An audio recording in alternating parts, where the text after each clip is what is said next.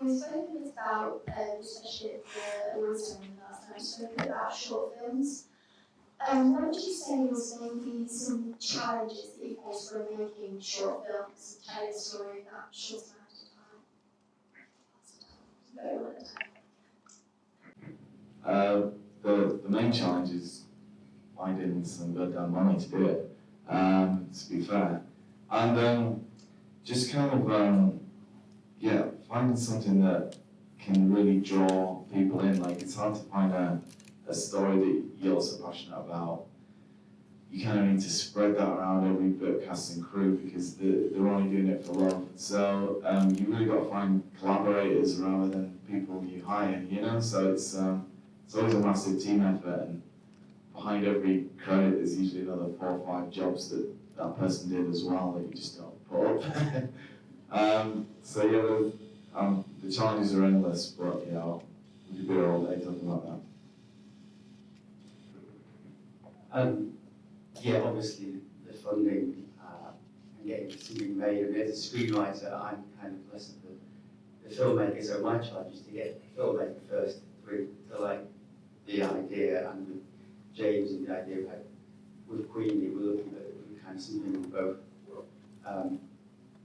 interested in, and we had the kind of location, we had everything kind of available, so it was kind of almost what we got between us in terms of you've got the location and the cast, and kind of making that film from a loose script as opposed to a kind of a full script and saying let's make it word for word. So it's kind of working out what we've got to make it as producible as possible.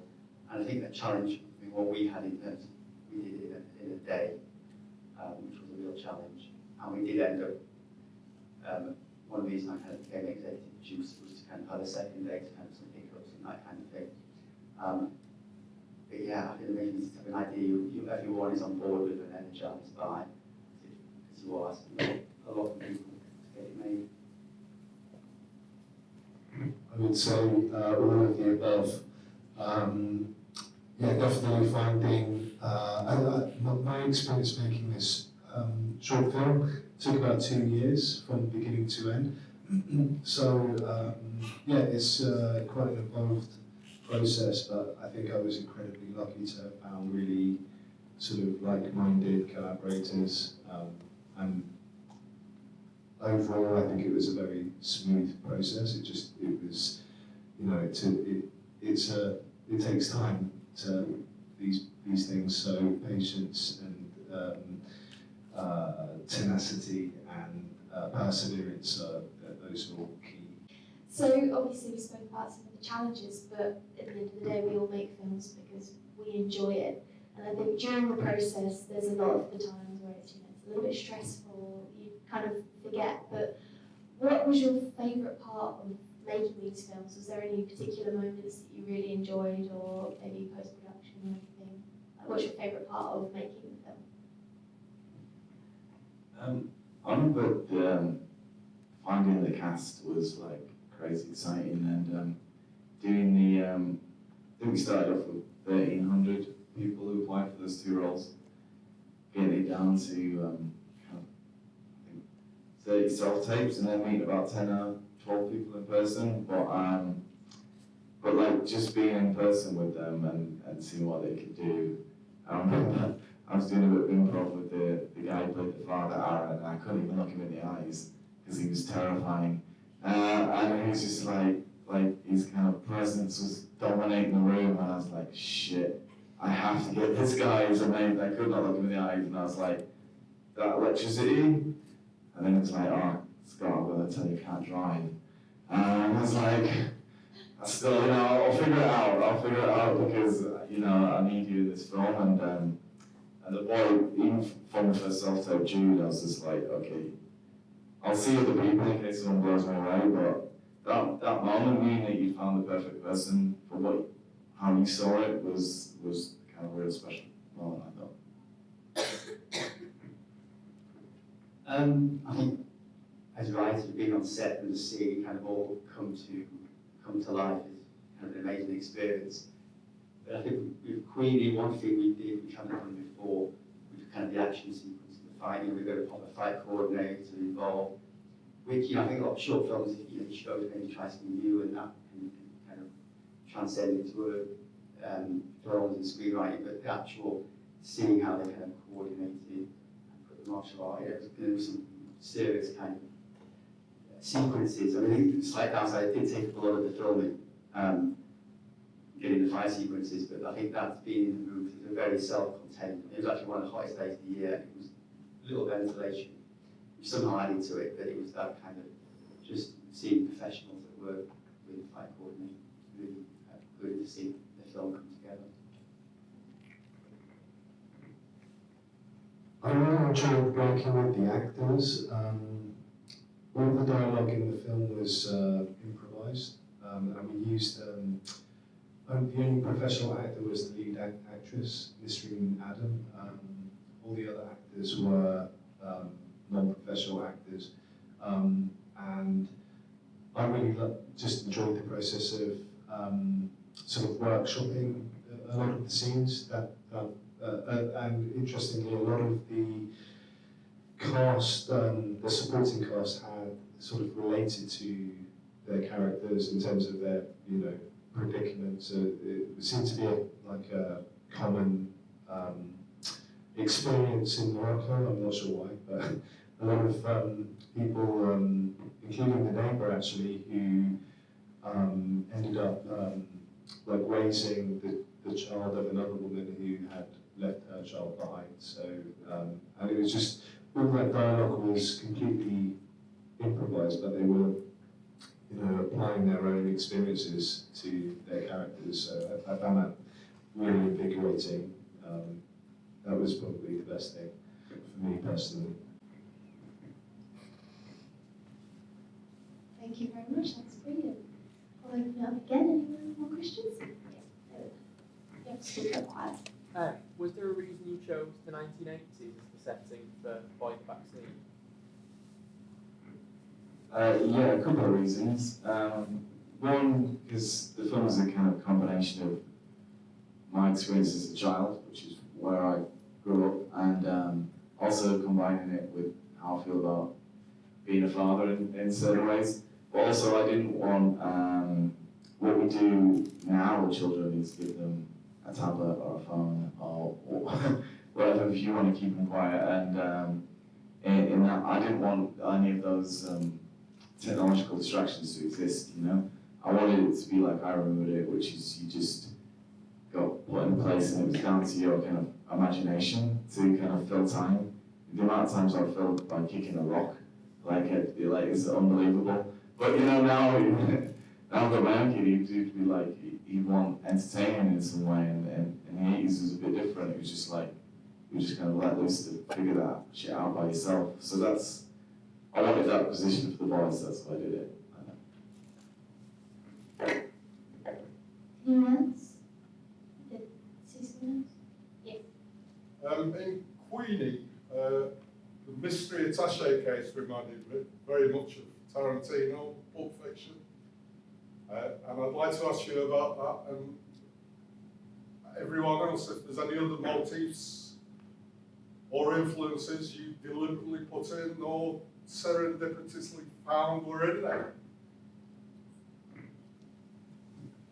Yeah, I mean, that's spot on. That was kind of, the inspiration a long time ago was kind of, you know, what's in Pulp Fiction, Tarantino's case. I've seen him be interviewed and he gets asked that question a lot, and his answer's always kind of, I want to know what you think is in the case. So I kind of had in my idea, well, it'd be an interesting premise for a short film. And then there was, I think, a rain dance competition, and me and James, the director, he realises social impact films, and I'm kind of, you know, I wanted to work together with him, so we kind of thought, well, let's make a film about sustainability based on what's in the case. And then as soon as I think my daughter at the time as well was kind of, I think it was during lockdown, we had a bee hospital in our garden, kind of looking after bees. And it just kind of, as soon as it hit, kind of, it's indicated bees, it just kind of triggered the whole kind of premise of a future in the world where bees have a higher street value than drugs kind of came out, and that was kind of the premise. But yeah, it did start with what's in the case.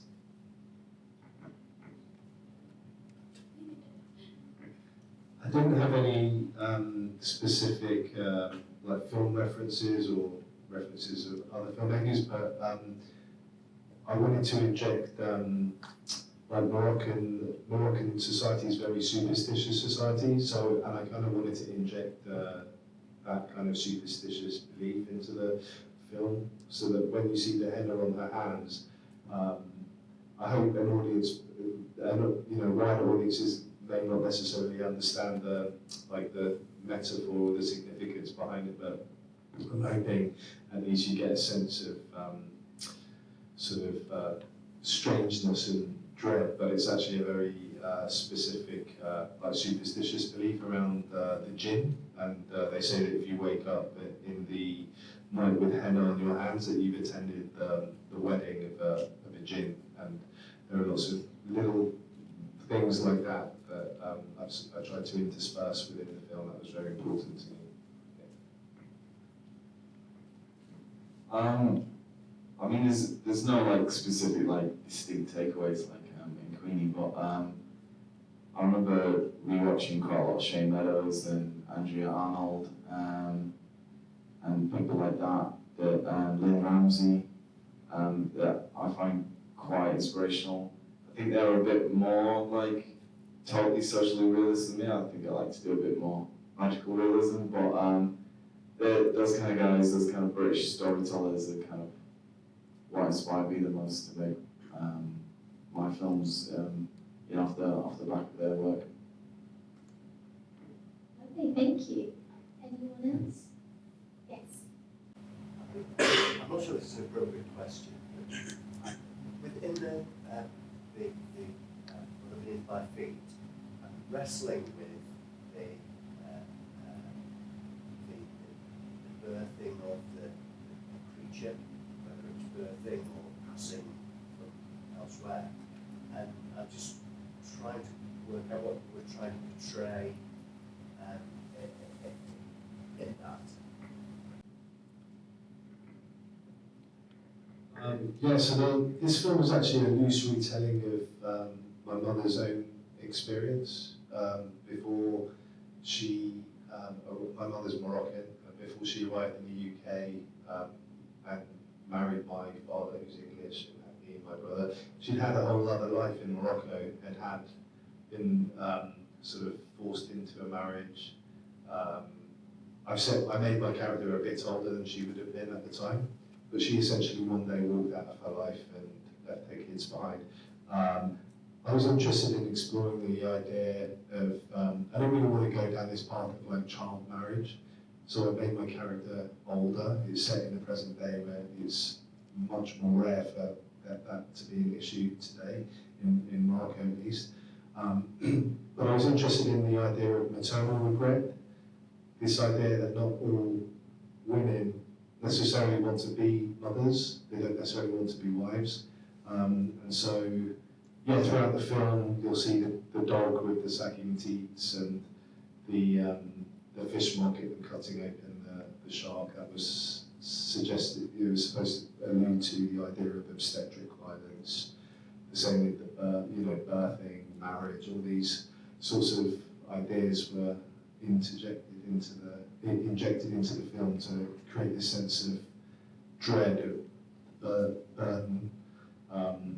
And even the title of the film is a play on words. It's actually alludes to an Islamic hadith, which is heaven lies beneath the feet of your mother.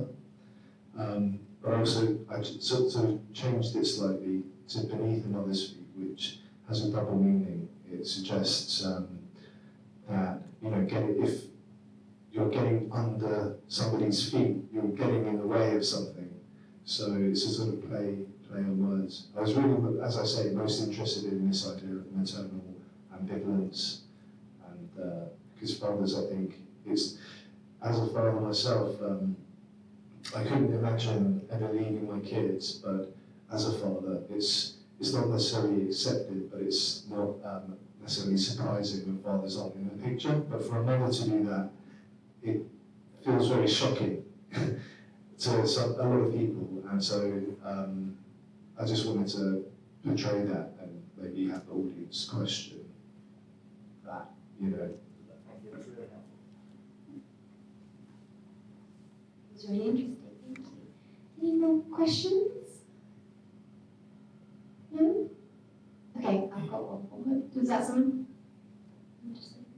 Yeah. Yes. Just a question about Boy and KATIE. I find it really interesting. You've got these two high energy performances and you've boxed them in. And it must put a lot of limitations on how you actually shot that because you're in there, you like these audience are in that car with them. I just wondered, in terms of, did you plan a lot of it out? I mean, you mentioned the improv a bit, so how did you find a lot of that stuff in the edit, or were you very much a pre-planned sort of shoot? To your first point, like the decision to stay entirely in the car was pretty much the first decision I made. Coming into director, I was like, we are not leaving the car until the last second. Mainly because I really wanted to stay with the boys' experience, like that is the bubble that he exists inside and he's kind of banned from leaving. So that was a very deliberate thing to do. Everything was super planned out, to be honest, but on the day when you got like a 6'2" DOP and a camera rig and a sound guy and 2 actors and kind of me like creaching in like by a tire, it was kind of like, oh shit, like this is going to be a lot harder than we thought. So the shot list kind of changed quite a lot on the fly because like the medium shot and the wide shot were the same bloody thing. You know, we couldn't like take the windscreen out or anything like that. So so a lot of things were kind of like, oh, you know what, do we actually need that? And just trying to keep moving and hopefully we, you know, cover it because yeah, it was crazy to try and get that many things inside a car. The cars in the 80s are much smaller. Like we did a little test, but they had an Orion, which is just like the next one up from the Escort, and we're like, oh, we can do this. And I was like, the Orion's the same as the Escort apart from the boot, I'm pretty sure. And then it wasn't. It was like a good like half meter shorter, and we're like, shit. But I'll just hire a very small DOP next time, I think. But yeah, it was a challenge, an interesting one, but one I'm planning for, I guess. Oh, brilliant. Well, I think that's all we've got time for, is that it? Yeah? Well, I'd just like to say